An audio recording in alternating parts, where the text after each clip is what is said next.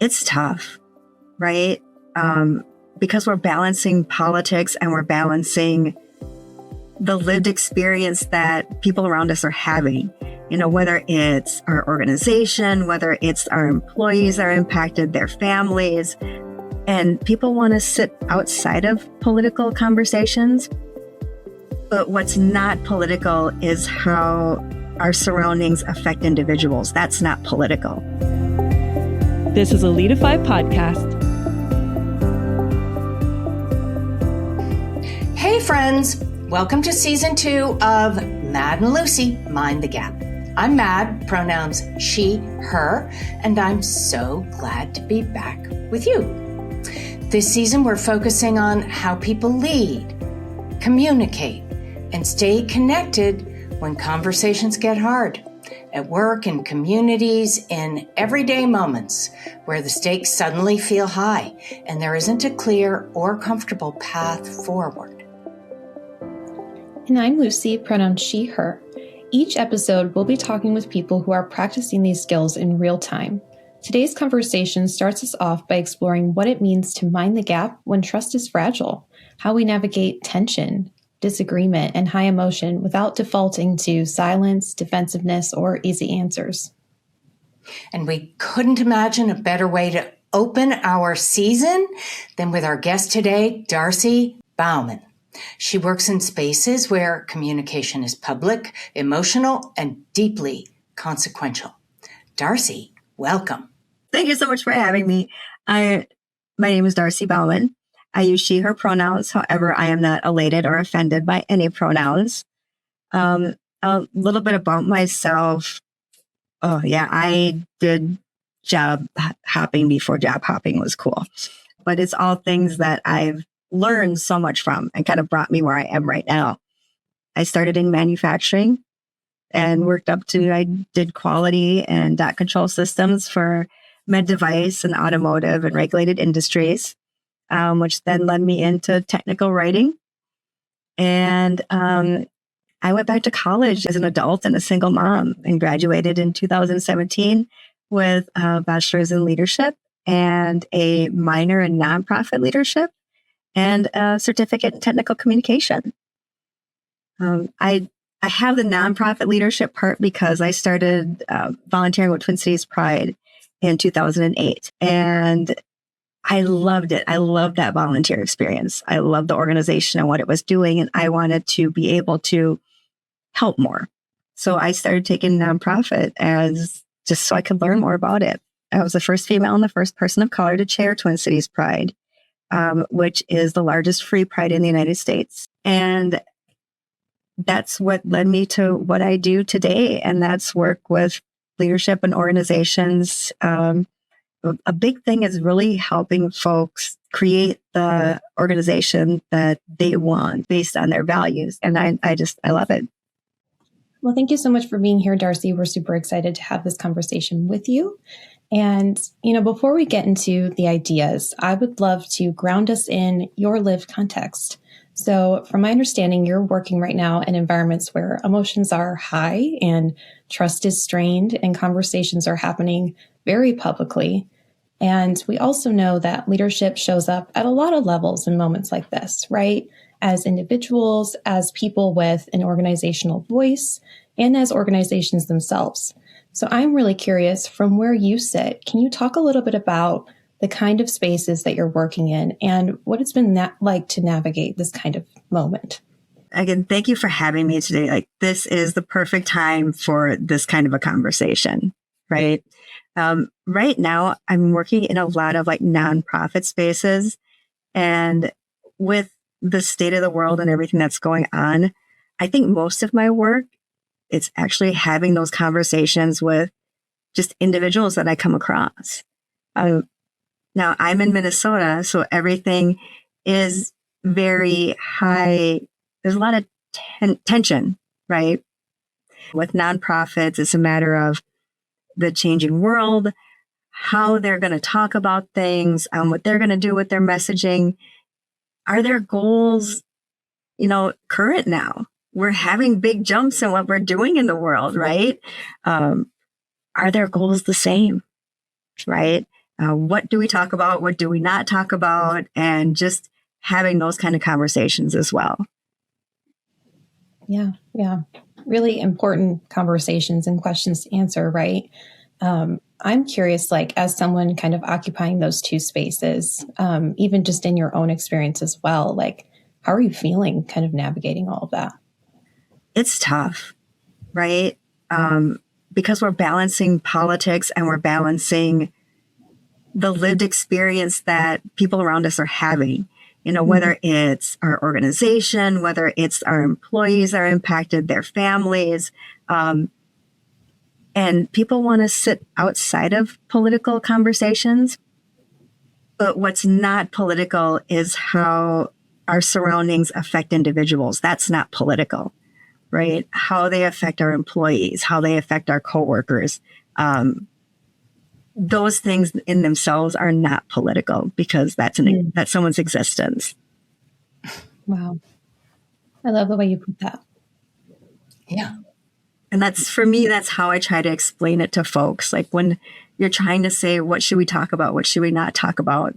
Well, when it's affecting someone's existence, those are the things that you talk about, right? And whether they're caused by something political, that's another conversation. Right? That's another conversation to have at whatever time. But always understand that, we're looking at our values and our missions, and as individuals, as organizations, and how we're going to make that flow. Absolutely. Yeah. Man, I see the gears turning over there. I see Madeline's going too. Well, it's like, this is my life, people. This is my life. Mm-hmm. Yeah. And it's tough. And it's tough when, especially in leadership roles, folks in leadership roles have different privileges than the people they lead. They have different privileges. They also have different burdens. I was going to say different responsibilities, maybe. It is responsibilities, but sometimes they're burdens. And I say that from a leadership point of view, when we're in trying times and unprecedented times, who are you going to talk to? Yeah. That's the hard part, is trying to make decisions in times when you don't have a coworker, a friend, someone you work out with that has gone through the same thing, right? Yeah. I've done that in other positions where we were going through something that was it was hard, and no other organization had gone through it before. So the decisions we made weren't always right. They weren't always perfect. And honestly, as a leader, that was one time where I learned a ton, but it made me a better leader. And you have to wade through what do we need to do? What do we want to do? When is the best time to say something? And understanding that saying nothing is saying something.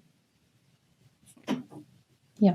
Yeah. When we talk about things, just to think about the folks that are impacted and have conversations with them. And you don't have to know everything. It's okay not to know everything. And it's even better if you say, I don't know everything. Help me, because that gives folks a voice. Love that. I love that. Well, and it's made me think a little bit also, Darcie, about, I'll just speak for myself, right? When I think about what my values are, those values were shaped in a very specific time and place. So it's like you don't even know what's important to you until a new situation presents itself. And it's like, how do I apply the values, right, that I know I have to this? Yeah. None of them really apply because I've never been faced. I've never been tested. So, Darcie, given that context, when people are communicating in the environments where it's, yes, we're all being tested, but some people are being tested more in your face, right? So in those environments, especially people who feel a sense of responsibility, whether or not they have a formal leadership role, what do you see as the biggest disconnect between what they think or what they think they're doing and how their messages actually land. So it's kind of like the gap between the intent and the impact. Okay. Yeah, that's a really good one. Because I think what's happening a lot of times now is people are having to deal with things that they haven't had exposure to before. So I think where people are kind of missing the point here is when they're trying to speak for somebody instead of trying to speak about themselves and what they know, right? When they're trying to speak for a community or speak for someone. And when you communicate, making sure that that door is always open, and in your communication, saying things in a way that may be open-ended, saying things in a way that from what I know or from my lived experience, right? One big phrase that I have been saying a ton lately, especially with folks that have different viewpoints than I do, is we can both be in the same place and we can both have a lived experience, but your opinion on my lived experience doesn't change my experience. Your opinion doesn't change my experience. As a brown person, I can be in my small town, walk along and have a different lived experience than a white person walking around my small town. You know, as a lesbian, I can have a different experience than, someone else standing right next to me in that same point and time. But you have your lived experience, but my opinion on your experience doesn't change your opinion. Your opinion on what things should look like for me doesn't make that a reality for me. That's that gap, right? That's that gap of thinking of someone else's experience and not speaking for someone else's experience. I love that distinction. And, it reminds me of a phrase that I heard in college that I think really kind of is like one of the foundational mottos in my life, which is things are as real as they are and their consequences. And I feel like what you're saying kind of really speaks to that as well. Kind of acknowledging the reality of someone's lived experience, even if you can't fully put yourself in their shoes and understand it firsthand. Yep. I think that's so valuable to have that mindset. Yep. Wait, can you repeat that, Lucy? The motto? Yeah, it's called "Things are as real as they are in their consequences." I think it might be formally called the Thomas theorem. It's been a minute since I've been in a classroom, but that's the part that stuck to me. I'm going to have to look that up. Love that. Mm-hmm. Yeah. I like that one too. So if we want to close the gap between our intent and our impact, now this is what I think I heard. So correct me if I'm wrong. We can't actually know what's going on for somebody else. So really, we should just shut up unless we're asking questions and being curious and trying to understand. What we can speak to is the circumstances surrounding individuals and surrounding people. We can speak to that. We can't speak to their experience, but we can speak to the circumstances.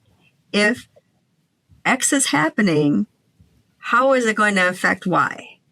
Okay. And what is my part in that? And what can I do about that? You don't know exactly how it impacts somebody, but you can find out. And I'll give you an example. I've done a lot of work with the Minnesota Twins, right? And the person I was working with said, "Hey, Darcie, we're having this diversity get together, invite anybody you want to." Okay. I've been to them before. And you know what, who I didn't see? I didn't see our deaf community. I didn't see an ASL interpreter. And so I said, "Hey, Miguel, I invited the Minnesota Deaf Queers and we need an interpreter." Wow. As someone who is not deaf, I know folks in the community, right? So I'll invite them. Now, what do you need from me? Well, we need interpreters. Interpreters are two people, not one. Deaf interpreters are different than other ASL interpreters. A deaf interpreter is a team of two. It's a hearing person that you usually don't see, and the deaf person is doing the interpreting. That's, again, not my lived experience, but I can introduce these folks and I can advocate for them and I can say, these experiences are different. What can we do? And that's one way that you can be a part of things, right? And it doesn't have to be your community. So as we do these things and as we think of it, bring in the folks that you think may be impacted. If you don't know who's even impacted, talk it out with someone, and I think that's one of the hardest things that I have worked with leaders on and especially in corporate leaders in corporate America, how communities and how different folks in there that they employ or that they lead are impacted by different things. The best way I can say that is look at buildings, right? Are they accessible for everybody? They're not, because they were built by able-bodied people. That doesn't mean all buildings should be built that way. I'm sorry. That's a really good way to think about things. Shouldn't always be the same just because they've been done that way. I really appreciate that, Darcie, because, especially just because it's such an empowering way to think about it, especially when you are in the middle of those situations and you do want to support, but you don't necessarily feel like your lived experience lends you, I guess, sometimes even the credibility or the right to speak in that way, but still wanting to support, that there's always a gap to be filled in that way. Especially now, I know for me as a Gen Z, trying to figure out how do I articulate my points of view and my values in a way that is not going to put a target on my back. Just having this fear of cancel culture and being in a position like this where people are watching me. I think that's a really empowering way to think about it, that you, even if you can't speak from someone's experience, you can advocate and articulate the reality of their situation and fill those gaps as you can within your own influence and power. I love that. Well, and Lucy, think of it this way. What happens if I don't speak up? Mm-hmm. Right? What are the implications if I don't say anything? What are the implications if I don't speak up? In my case, if I would have never spoke up, the deaf community wouldn't have been at these events that they absolutely love. I love that way of thinking. That's So when we're doing stuff and you're wondering, should I say something? Should I not say something? If you're looking on a personal level, what happens if I don't say something? What can happen if I do say something? Right? What's the best thing that can happen? What's the worst thing that can happen? Right? I think you get more challenging when you're a leader of an organization. When does my organization say something? Right? But you can think of it the same way. Absolutely. What happens if I don't say something? That's so powerful. I love that. When you say something and when you lead with your heart and when you lead with your values, you can't go wrong. You're not going to make everybody happy all the time. You're just not. But you can't go wrong. Yeah, I love that. I love that way of thinking. And, it's kind of an unfortunate truth, right? That it's something that a lot of us are learning, myself included, right? Figuring out what does that mean for us? And just kind of falling into this mindset of neutrality is the safest option when, especially we're in these politically or emotionally charged moments, right? And I think about your own experience, especially Darcie, where you're working in spaces like you shared, where neutrality is interpreted as taking a side, that saying nothing is saying something. And I'm curious, when we think about this, what, from your perspective, do you think leaders often misunderstand about neutrality in these moments? And how can they begin to recognize when staying neutral is actually the thing that's eroding the trust? How are you making those decisions? For me, again, it comes down to what happens if I don't say something. If I am a leader of an organization, especially, in these political times, how is what is happening affecting my employees? Right? And if I have clients, how is what is happening affecting my clients? How do I want my organization to look? What am I trying to build? And if I'm trying to help build leaderships, right? If I'm trying to help build those things, staying neutral isn't helpful because that's not leading, right? You need to decide where you want to go and what you want to do. Now, I know it's difficult when you're an organizational leader and maybe what the organization decides to do isn't what you decide to do in your heart, but then that's a decision that you have to make. And just because the organization decides this today doesn't mean that you can't help shape it for the future, right? So as we look at like our political climate, what are you losing by saying nothing? The folks that you want to have around you and the folks that you want to impact, what is saying nothing doing for them? Wow. And what is saying nothing doing to them? Yeah. So what I find really hard just for myself, and I expect is hard for other leaders, but also people navigating these times, these without any real authority, per se. And I count myself there because what authority, what is that even? But we're all just human, right? And there's a lot of fear. So afraid of saying the wrong thing, afraid of backlash. We don't want to make things worse. We don't want to attract negative attention to ourselves. I mean, it's what you were saying earlier, Lucy, cancel culture. But at scale, let's say an organization, you could be impacting hundreds of people. So how do we kind of stay present, keep our wits about us, right? It's like I find myself unable to even think sometimes, which is what fear does. We know that. But how can we stay present even as we have fear without just shutting down or scuttling away, all the fight or flight, freeze, appease? Darcie, help us. Tell us what to do. Well, it depends. What are you trying to accomplish? What are you trying to say? What are you trying to, and especially like, that's the biggest fear right now is that cancel culture is huge, right? And especially in these political climates, right? Where is the real harm? Where is the everyday harm in this? And what can I do to negate that harm?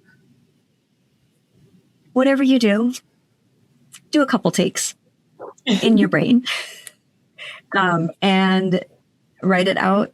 And whatever you do, say it out loud. A really great thing if you want to type something out, type it out like in Word or whatever, and then turn your reader on that reads it and listen back to it. And like, how does that really sound? Does that really sound okay? And today we have a lot of tools, right? We have ChatGPT, we have AI that you can plug stuff into. Hey, this is my idea.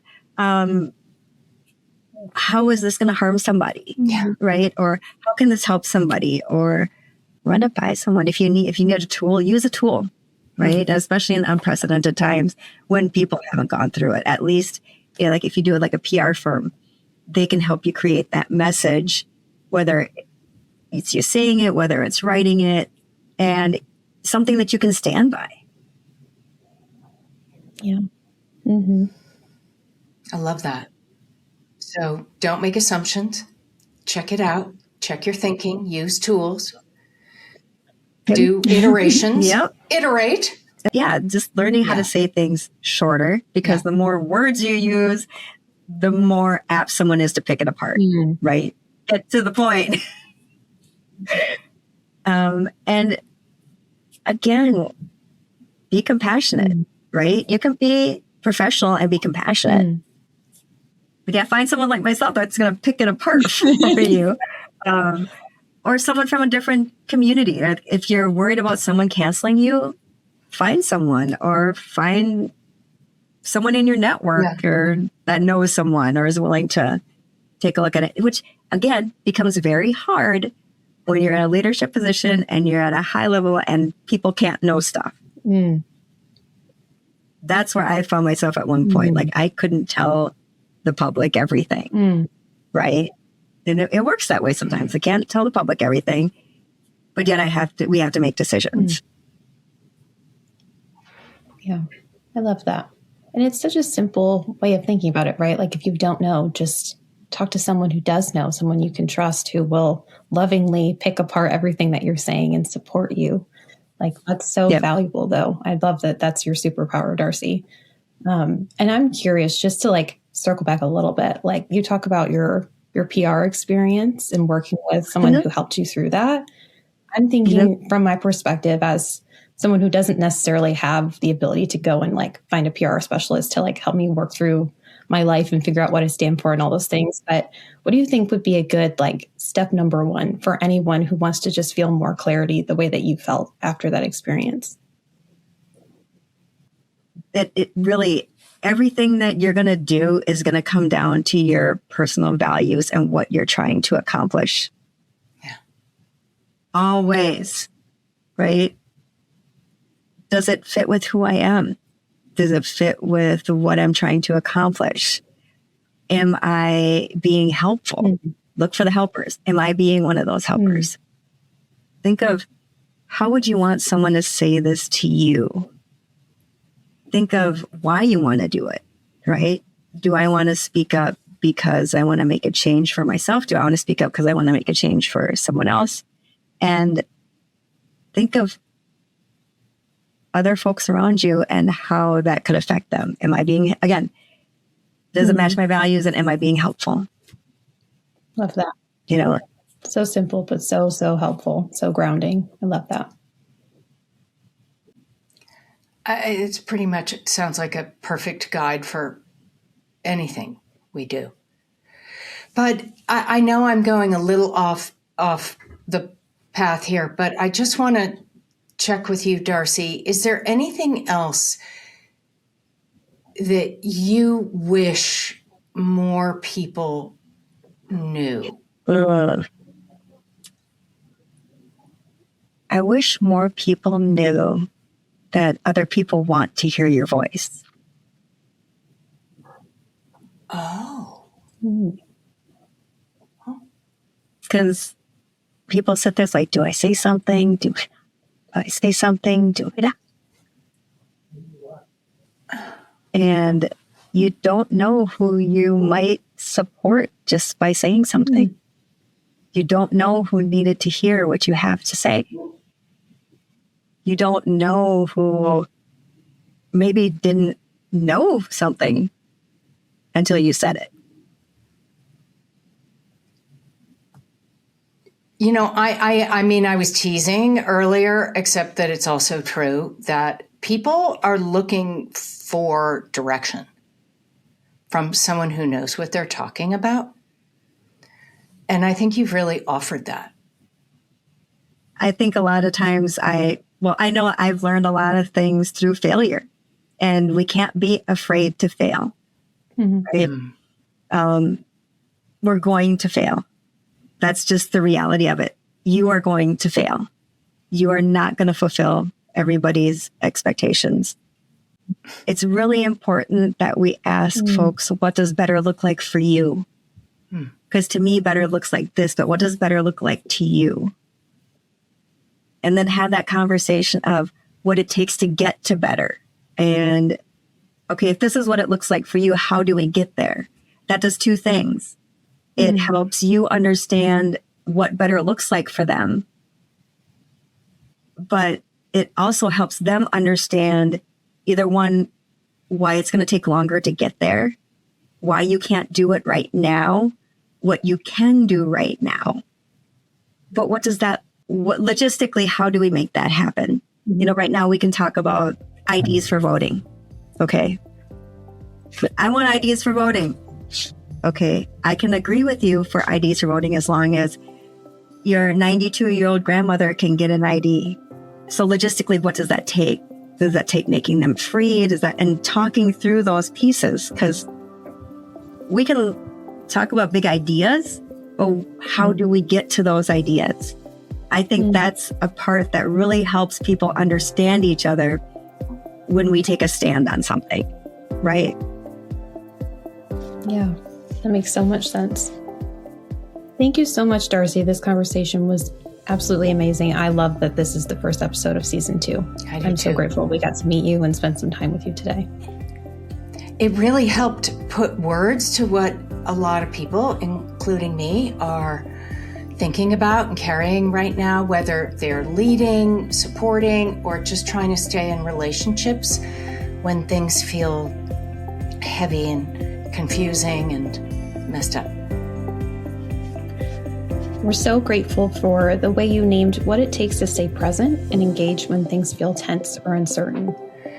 So, to everyone listening, thanks for being here with us as we start season 2. Until next time, keep minding the gap, taking care of yourselves and each other.